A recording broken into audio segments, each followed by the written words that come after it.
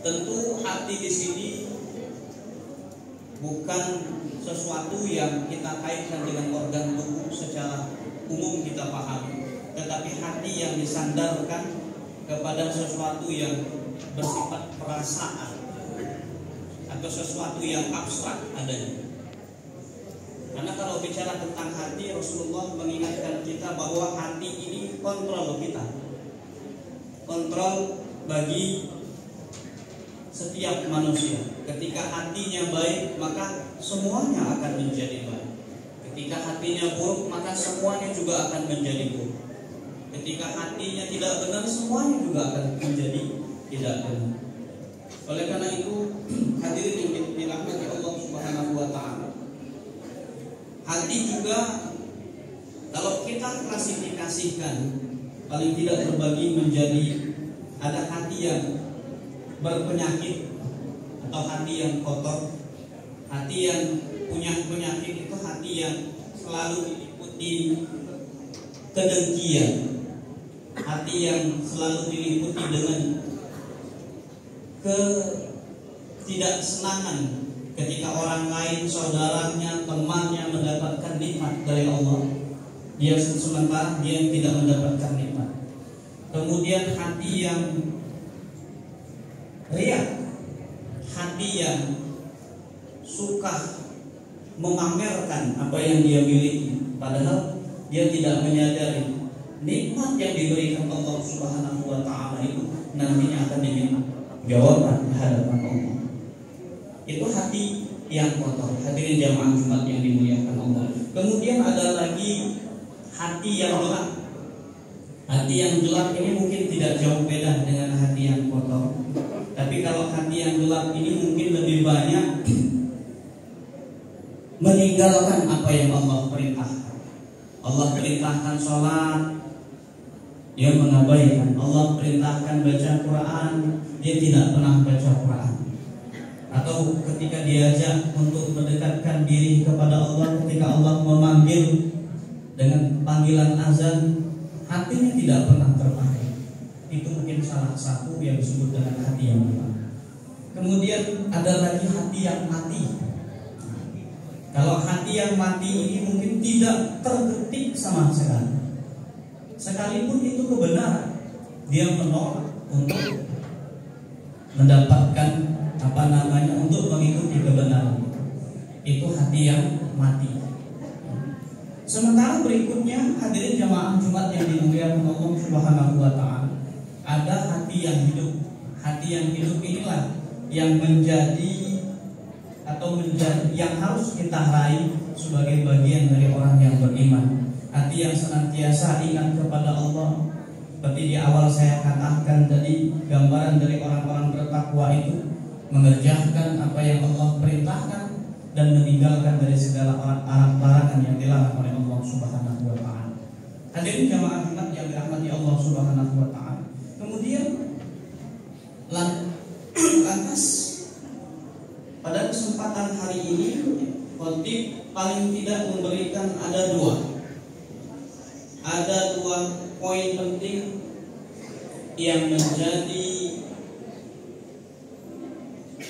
motivasi kita agar hati kita menjadi hidup.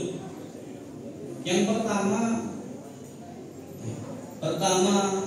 adalah hati itu akan menjadi hidup dengan ilmu. Dan yang kedua, hati itu akan menjadi hidup dengan Al-Quran. Hadirin jamaah Jumat yang dimuliakan Allah Subhanahu wa taala. Jadi yang pertama, hati itu akan hidup dengan ilmu. Karena Rasulullah Shallallahu Alaihi Wasallam pernah mengingatkan dalam sebuah hadisnya, "Talabul ilmi faridatun ala kulli muslim wa muslimatin." Jadi diwajibkan di antara kamu menuntut ilmu, baik itu muslim laki-laki maupun perempuan. Ini keharusan dan perintah dari Rasulullah Shallallahu Alaihi Wasallam. Sejauh itu bahkan Al-Quran telah menegaskan, Allah menegaskan di dalam surat Al-Mujadalah ayat 11, "Yarfa'illahu alladziina amanu minkum walladziina utul ilma darajat." Kata Allah akan mengangkat derajat orang-orang yang beriman dan berilmu. Ini kita garis bawahi hadirin jemaah yang dirahmati Allah Subhanahu wa taala, bahwa Allah akan mengangkat derajat orang-orang yang berilmu beberapa derajat. Dari ini kita paham kenapa orang berilmu itu bisa menumbuhkan hatinya menjadi hidup, karena dengan ilmu dia bisa membedakan mana yang baik dan mana yang tidak baik, mana yang pantas dan mana yang tidak pantas, mana yang harusnya diucapkan dan mana yang tidak harusnya diucapkan, mana yang harusnya ditinggalkan dan mana yang harusnya dikerjakan. Itu yang disebut dengan hidupnya hati dengan ilmu. Hadirin jamaah Jumat yang dirahmati Allah Subhanahu wa taala. Kemudian Al-Imam Ibnu Qayyim rahimahullah pernah mengatakan, adapun luput dari ilmu akan membuat hilangnya kehidupan hati dan ruh. Setiap hamba pasti akan membutuhkan ilmu, tak bisa lepas darinya walau sekejap mata. Jadi Imam Ibnu Qayyim menegaskan, ketika orang itu tidak berilmu, maka bagaikan kehilangan hati dan ruh. Begitu pentingnya hadirin jamaah Jumat ilmu. Karena dengan ilmu Allah akan mengangkat derajat seseorang, karena dengan ilmu juga Allah akan memuliakan seseorang. Kemudian hadis Rasulullah Shallallahu Alaihi Wasallam juga hadis yang lain, wa majtama'a qaumun fi baitin min buyutillahi yatluna kitaballahi wa yatadarasunahu bainahum illa nazalat 'alaihimus sakinah wa ghasyiyatuhumur rahmah wa hafathumul malaikatu wa zakarahumullahu fi man indahu. Artinya, tidaklah suatu kaum berkumpul di dalam satu rumah Allah, membaca kitab Allah dan saling mengajarkan satu dan lainnya, melainkan akan turun kepada mereka ketenangan, sakinah, akan dinaungi dan rahmat, akan dikelilingi para malaikatnya Allah, dan Allah akan menyebut-nyebut mereka di sisi makhluk yang dimuliakannya di antara manusia-manusianya yang baik. Dari hadis ini hadirin jamaah Jumat yang dirahmati Allah Subhanahu wa taala, kita dapat memahami bahwa dengan ilmu Allah akan memuliakan, Allah akan memberikan ketenangan kepada seseorang di dalam hatinya, dan Allah juga akan memberikan dan menaungi serta memberikan rahmat serta dan menurunkan para malaikat-malaikat Allah untuk orang-orang yang senantiasa belajar, mengkaji, kemudian menuntut ilmu, termasuk lebih utama menuntut ilmu akhirat. Hadirin jamaah Jumat yang dirahmati Allah Subhanahu wa taala, itu yang pertama, hati akan menjadi tenang, hati akan menjadi hidup dengan banyak-banyak mengkaji dan memahami atau dengan ilmu. Kemudian yang kedua, hadirin jamaah Jumat yang dirahmati Allah Subhanahu wa taala, hati akan hidup dengan mendengarkan dan membaca Al-Quran. Hadis Rasulullah Shallallahu Alaihi Wasallam sebagaimana diriwayatkan oleh Imam Muslim, khairukum man ta'allama al-Qur'ana wa 'allamahu. Sebaik-baik kita, sebaik-baik kalian adalah orang-orang yang membaca Al-Quran wa 'allamahu dan mengamalkan. Rasulullah menegaskan, orang yang paling baik di antara kita hadirin jamaah Jumat yang dimuliakan Allah tidak ada lain selain dari orang yang belajar Al-Quran, kemudian setelah dia belajar Al-Quran, dia amalkan Al-Quran itu. Maka hatinya akan menjadi hidup, maka hatinya akan menjadi tenang, dan hatinya tidak pernah ada penyakit-penyakit tadi yang kita sebutkan, penyakit-penyakit hati.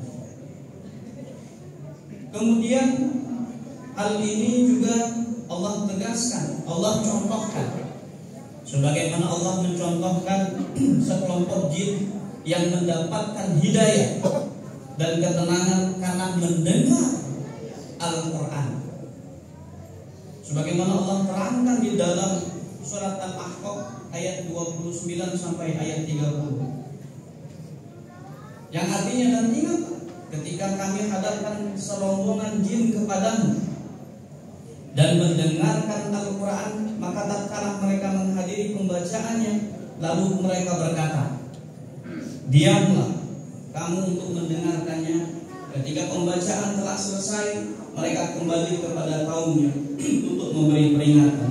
Mereka berkata, hai kaum kami, sesungguhnya kami telah mendengarkan kitab Al-Quran yang telah diturunkan sesudah Musa, yang membenarkan kitab-kitab yang sebelumnya, lagi memimpin kepada kebenaran dan kepada jalan yang lurus. Hadirin jamaah Jumat yang dimuliakan Allah Subhanahu wa taala. Ini Allah mencontohkan ada sekelompok jin yang mendengar Al-Quran, kemudian mereka mendapatkan hidayah dari Allah Subhanahu wa taala, sehingga hatinya menjadi terang. Apalagi kita yang senang membaca Al-Quran, kemudian senang mendawamkan Al-Quran, insya Allah hati kita akan menjadi tenang.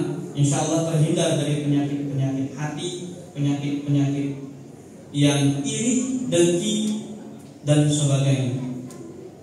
Kemudian Ibnu Katsir juga menjelaskan apa yang dimaksud dari tafsiran dari ayat yang dibaca di atas. Mereka mendengar Al-Quran benar-benar fokus mendengarkannya. Itulah adat dari mereka para jin. Hadirin jamaah Jumat yang dirahmati Allah Subhanahu wa taala. Kemudian Imam An-Nawawi rahimahumullah juga mengatakan, itulah yang menunjukkan keutamaan membaca Al-Quran. Al-Quran itulah sebab turunnya rahmat dan hadirnya para malaikat. Jadi barang siapa yang senang membaca Al-Quran, insya Allah Allah turunkan rahmat kepadanya, dan insya Allah sekelilingnya senantiasa akan dikelilingi oleh para malaikatnya Allah. Hadirin jamaah Jumat yang dirahmati Allah Subhanahu wa taala. Pada saat ini terkadang ada kekeliruan di tengah masyarakat kita. Kenapa demikian? Ada yang mengatakan mencari ketenangan itu lewat musik, mendengarkan musik-musik, atau mendengarkan lagu-laguan, atau mendengarkan nyanyi-nyanyi. Padahal menurut Al-Bakri Ad-Dimyati, beliau mengatakan bahwa berbeda halnya dengan mendengarkan suara yang dihasilkan dari alat musik dan alat pukul yang haram seperti water. Nyanyian seperti itu haram, wajib menahan diri untuk tidak mendengarkannya. Ini yang digambarkan oleh Al-Bakri Ad-Dimyati. Jadi ketenangan itu bukan datangnya dari mendengarkan musik atau nyanyi-nyanyian, tapi sebaiknya ketenangan itu sebagaimana digambarkan oleh Imam An-Nawawi di atas adalah dengan senantiasa mendengarkan Al-Quran, ataupun sebaiknya adalah membaca Al-Quran itu sendiri. Hadirin jamaah Jumat yang dirahmati Allah Subhanahu wa taala. Kemudian Imam Ibnu Al-Qayyim mengatakan, yang artinya jika engkau bertanya kepada kenapa sampai ada yang bisa lemah gemulai layaknya wanita, dan kenapa kejantanan seorang pria bisa berubah menjadi kewanita-wanitaan atau lemah lembut, maka tanyakanlah pada musik atau nyanyi-nyanyian. Nyanyi-nyanyian itu menurut Ibnu Qayyim itu sebagai mantrah-mantrahnya zina, yang mengantarkan, yang mendorong dan mengajak kepada perbuatan zina. Hadirin jamaah salat Jumat yang dirahmati Allah Subhanahu wa taala. Itu menurut Ibnu Qayyim rahimahumullah. Demikianlah khutbah singkat yang dapat khatib sampaikan pada kesempatan khutbah kali ini dengan tema hati menjadi hidup dengan ilmu dan Al-Quran. Karena tidak ada lain yang dapat menghidupkan hati, paling tidak 2 poin penting tadi. Dengan senantiasa membaca Al-Quran, kemudian mengamalkannya, kemudian dengan ilmu, kita mengkaji ilmu. Karena Rasulullah mengingatkan barang siapa yang ingin bahagia di dunia, man arada dunya fa'alaihi bil ilmi, maka kejarlah ilmu dunia.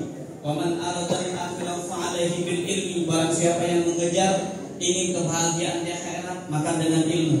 Wa man arada ma fa'alaihi bil ilmi, barang siapa yang ingin mendapatkan kebahagiaan di kedua-duanya, di dunia dan akhirat, maka tidak ada lain alasannya adalah ilmu. Barakallahu li wa lakum fil Qur'anil Karim wa nafa'ani wa iyyakum bima fihi minal ayati wa dzikril hakim wa taqabbala minni wa minkum tilawatahu innahu huwas samiul alim wa qur rabbi ighfir warham wa anta khairur rahimin. Allahumma shalli ala sayyidina Muhammad wa ala